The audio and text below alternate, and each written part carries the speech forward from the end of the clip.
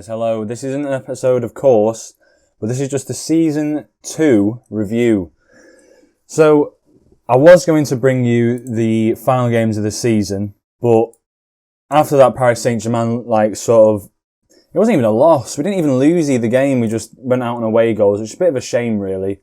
Obviously, we went 1-0 up and then the game just didn't go to plan.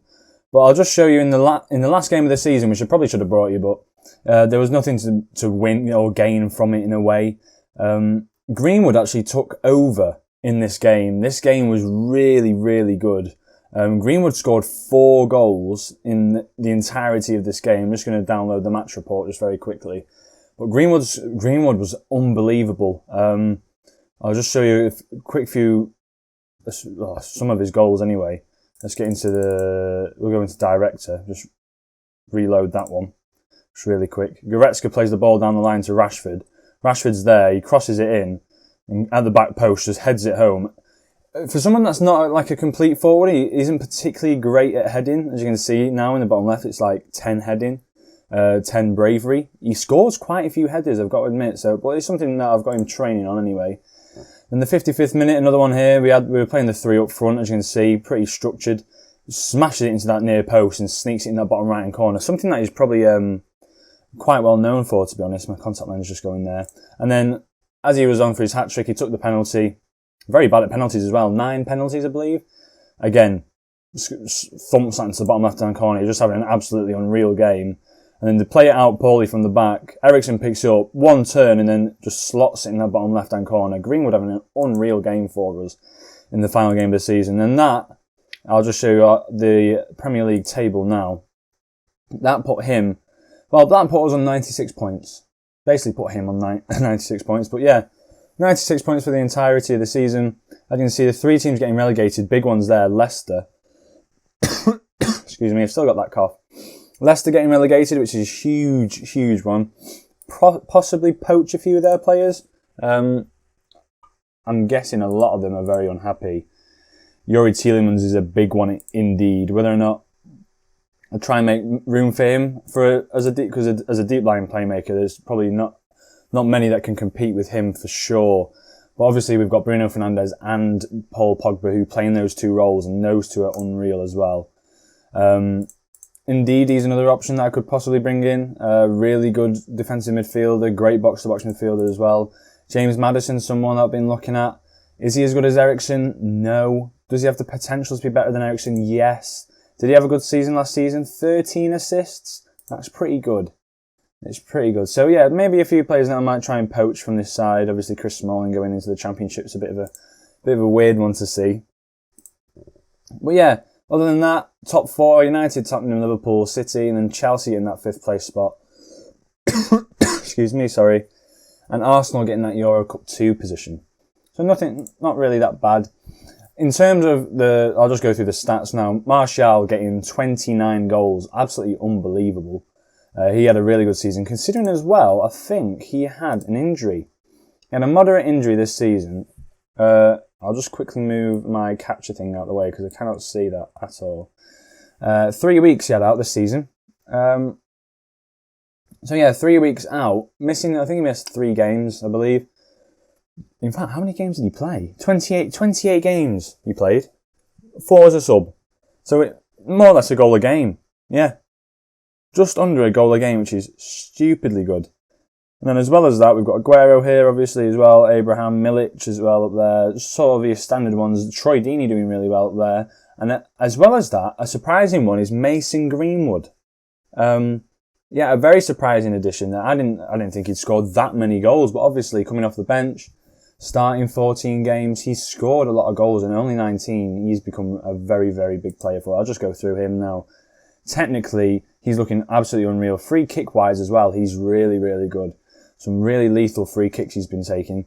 I've got him these player traits here. Placing his shots was normally there anyway. Knocking the ball past the opponents is something I added on, considering he's got such good pace. Moving into the channels is another big one, and tries tricks because that flair. Just everywhere you want it to be, really. He's got the ability, and I've been playing him as a complete forward because why wouldn't I? Because those physicality stats there, apart from his strength, of course, which can be improved, but I think it's still pretty good anyway, considering it physically anyway, he's really, really good. And then technically as well, his work rate's gone up, his stamina's could be a little bit better. But other than that, really, really, really good player. Like, really good player. But yeah, there's that. Most assists, Mohamed Salah. Bruno Fernandes, actually, 10 assists. He's been out for a big portion of the season as well. Major injury, out for 7 weeks, sent to the specialist. Bit of a shame, because he was probably on form to go and get more assists than 14. 22 games in the end, he only started. So if you think about it, out of the 22, you're probably thinking he could play probably around about 10 more, as being rotated out with Goretzka and sort of that stuff, and Eriksen, because he's the better player. So in another 10 games, he'll probably at least get 4 assists, so he could have been up there as well.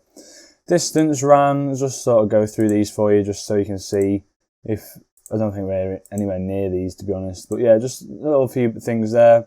De Gea, clean sheet wise, doing pretty well over here.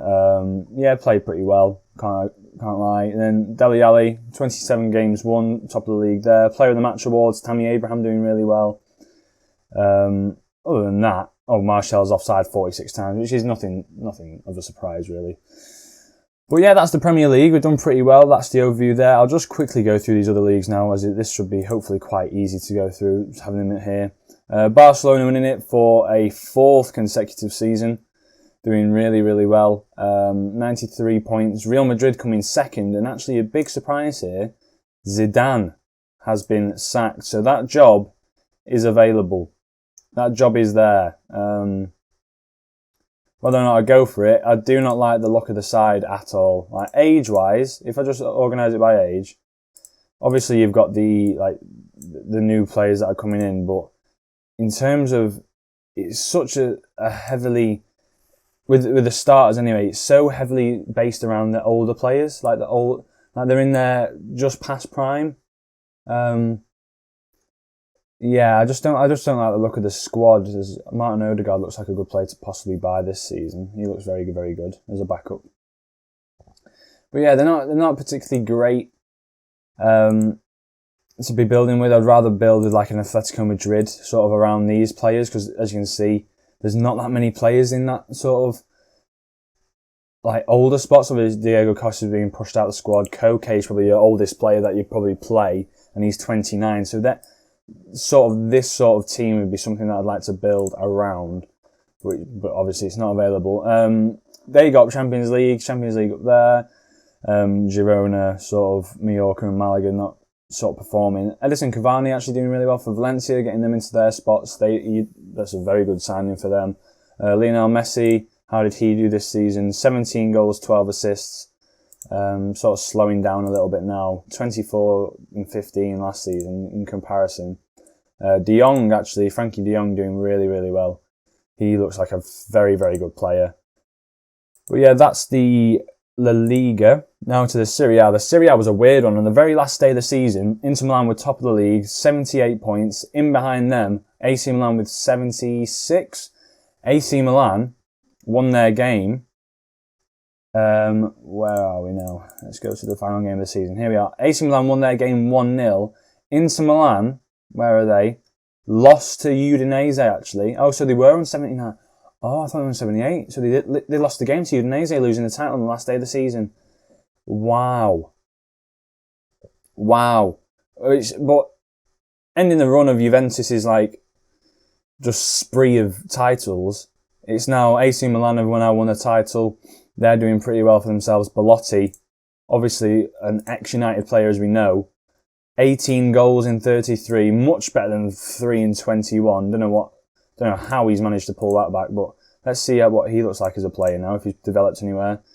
I think he's just pretty much a solid player now. He's just found his groove in that Italian league on 62 grand a week. He's just a happy camper there.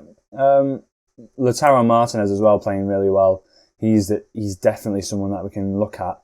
I think he's being targeted by City.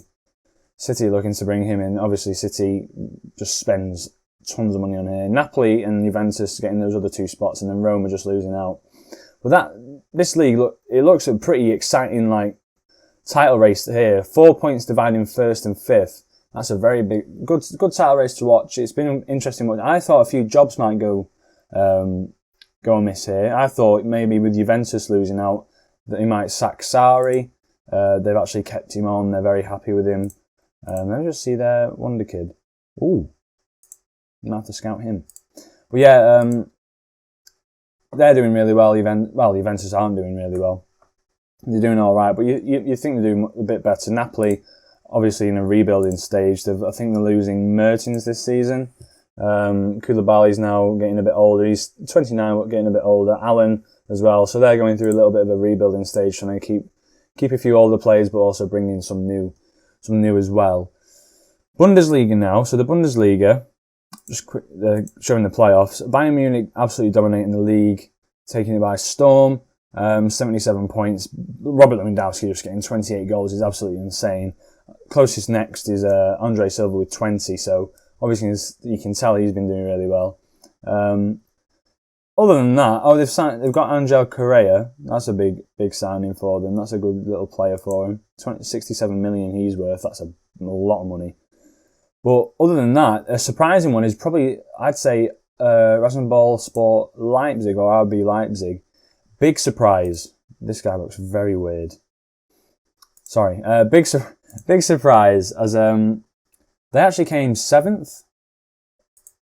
So a lot of their players now are either unhappy, they want to leave. I think Werner's an option I can think about bringing in now because he didn't have a great season.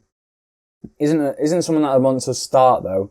And on £115,000 a week, I don't think he's someone I might want to bring in because he'd just be a backup. This man is a possibility to bring in at right back. Purely because if you compare, I think it's McKeely, we'll go with. If you compare him with Diego Dallo, physically he's a little bit better, but then going forward, Dallo's a bit better, but marking his long throws and tackling, he's just a bit more, he's like a mixture of Dallo and Wan-Bissaka in a sense, where he's got the physicality of Dallo, he's got the mentals closer to Dallo, but he's good at going forward a little bit, but he's also great at defending, which is sort of a mix between the two. Something that I was looking for, but other than that, this was another job that was going, but I know they're rich. The finances are rich anyway, but I just don't fancy that as a challenge yet. I would have preferred a Champions League side, obviously. Winning that Europa League. The first season was quite a big one for us. So if that Schalke job was to have gone, I'd have maybe gone for this sort of side. I know the side's a bit, well, it's in need of a massive rebuild. It's not a good side at all. Gabriel Barbosa being your best player is a bit of a shaky start. But yeah, that is in need of a massive rebuild. I don't think they're rich, but they aren't the richest of clubs. But yeah, that's something that Bundesliga was a possibility for next season, but we'll have to see there. And then as ever, in the league table, Paris Saint-Germain completely clearing the league with 97 points. Funnily enough, not a lot of big goal scorers here. Goal difference was 56, but in terms of goals, Mbappe with 15 was the most from PSG. So you had 15 from Mbappe, 14 from Icardi. Neymar got 12, Depay got 11. Obviously, they've got just an unreal team, as we know, being knocked out by them. So it's one of them things, just have to roll with it. But as well as that, Moussa Dembele, top goal scorer of that league, has been listed by request. He is on the transfer market. So he's a possibility to bring in, but the only problem being is the tactic I'm looking to run next season revolves a little bit around this sort of thing, having Rashford on the bench as a backup striker and left winger. Victor Fisher, I'm training him to play on the right-hand side, so I'll have Sancho and Fisher on that right. Fisher will have to learn he's not a starter, he's a squad player. Palacios is a sort of backup to Pogba. Goretzka as a backup for Fernandes if I prefer to go back to a box-to-box midfielder. Sort of two. I've gone with a deep line playmaker and Metzala to sort of push forward a bit more. Other than that, I've got a sneaky feeling I might sign a centre-back, like a big centre-back. And then as well as that, perhaps a backup striker. But Mason Greenwood has become an absolute phenomenon of a player. He's just absolutely unreal. So I can't see how I'd replace him. But he is on the transfer list. As well as that, actually, I've noticed that Kai Havertz is requested to leave as well. 76 million worth of player. He's actually listed at 69 million. Barcelona and Real Madrid in for him. So Real Madrid obviously looking to splash the cash, hopefully getting a big player like him. But he's a very, very good technical player. Mentally as well, really good. 21 years of age, being that technical. 6'1" as well, which I didn't know at all. 77 kilograms. He's a very good player. He could have been like a Paul Pogba backup if Pogba wanted to have left. But he's very, very good. So those are two signings that are a possibility. But I'm looking at centre-backs in it more at the moment. But yeah, they're the top 5 leagues. They're the 5 leagues we're looking at. Paris Saint-Germain obviously winning theirs. Bundesliga, it's all Bayern Munich. Serie A is for the first time ever. First time in a good 7 or 8 years, it's got AC Milan as a winner. Premier League, we're now seeing a period of dominance in the Premier League, which is very good. And then Barcelona, obviously, as well, keeping their dominance going in that league as well. So, on to us now. Where does it leave Manchester United for next season? Well, aim is for the Champions League. The aim is the Champions League for sure. We do have a lot of money. I'll just quickly show you a player, if I can find him without giving away a few of the other... or was it Burnley? I don't want to give away the signings that I'm making, some of the signings I'm looking at buying. But there's a few players, if I can find them now. Excuse me, sorry. Yes, here he is. A Romanian. Now, Dennis Giffer. Or Giffer? Dennis Giffer. Let me just get ready for an 18-year-old's profile that looks unreal so far. The future of Man United, obviously, Glory Hunt is something where it's very selfish. You're looking to win the title and then leave. But I'm trying to leave Manchester United with a very strong side, and this man himself looks like he could be that sort of answer. 16 penalty taking, 16 finishing, 16 dribbling, 16 off the ball, 16 technique, 16 stamina, strong, work rate needs working on. Mentally a bit more work as well. 15 determinations there with 14 flair. Composure a bit, possibly a bit better. But as a player, this man looks absolutely unreal. What I'm looking to maybe train him in is to perhaps play that complete forward role because he's only 5'11", Mason Greenwood, hopefully. He's probably a little bit bigger. He's a realist, so he's probably good there. Last season, he scored 38 goals in 37 games starting, probably for the under-21s or whatever. But he looks like an absolutely unreal player I'll just show you quickly. 58 plus million. I think I've paid a lot for him. But he's just a little sneaky transfer as to who might be coming into for next season. You might have seen a few more little headlines or a few little snippets of possible players coming in. But this was the season review. I didn't want to make it too long. I've just gone through the leagues. It's just sort of as it is. Not an episode. It is not an episode. It's just a review of the season. Going through. Nothing really happened. I'll just go through the save just to keep you updated. And I hope you carry on this journey with me. I will be staying at Manchester United for a 3rd season purely because Real Madrid looks like it needs a massive rebuild. None of the Italian sides are available. The only German sides available were ones in Europa League. And then what other league is there? Oh, there's French leagues just not worth going yet unless PSG get dethroned. So, yeah, I'm staying at United. We've got 258 million to sort of play with. Just go to this home screen now. £5 million in wage budget. Another, I think about 500,000 to play with, sort of thing. Hopefully clear out a few of the other players that won't be featured in this sort of episode that aren't for the future. The likes of perhaps Fred. Fred is just not an option anymore. We've got such great options in that midfield view.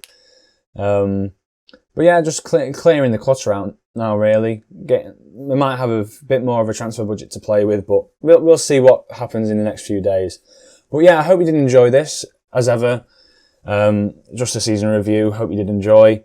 If you are liking this, leave a like on this video. The next episode will be another transfer video, which I know was very popular last time round. So hopefully I can make that a bit interesting for you, and I shall see you in episode 25, I believe it is. Episode 25, where we will start the campaign again with Manchester United.